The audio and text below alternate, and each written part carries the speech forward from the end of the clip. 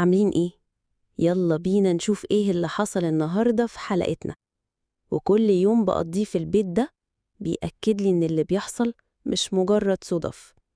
بعد ما شفت صورتي على الحيطة من غير عيون بدأت أحس إن البيت بيقرب، والمصيبة إني أنا كمان بقيت أقرب له من غير ما أحس. في ليلة صحيت مفزوعة على صوت خطوات، لكن مش على الأرض، لأ، الصوت كان جاي من تحت الأرض نفسها، زي ما تكون حد بيمشي تحت رجلي تحت البيت.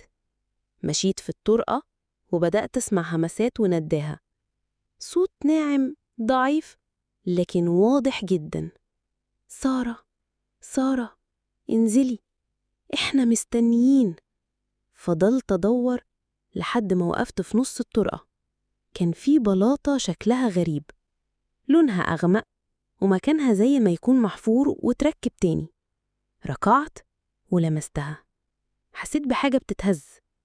ضغطت أكتر والبلاطة اتحركت، ومن تحتها كان في فتحة صغيرة وسلم نازل لتحت. كنت بترعش بس فضولي شدني. نزلت درجة، 2، 3. الهوا كان تقيل والريحة تراب ورطوبة، وكأن المكان ما اتفتحش من سنين. في آخر السلم كان في ممر ضيق، والحيطان حواليا مكتوب عليها كلام مش مفهوم، رموز، دواير، واسم واحد كان بيتكرر: نرجس.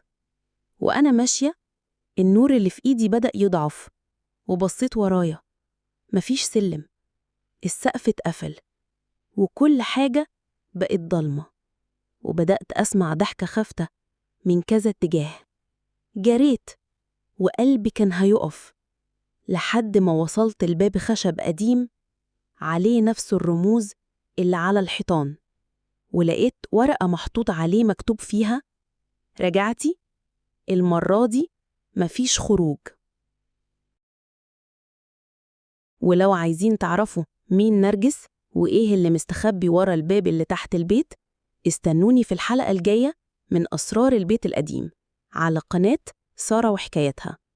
الرعب الحقيقي لسه ما بدأش.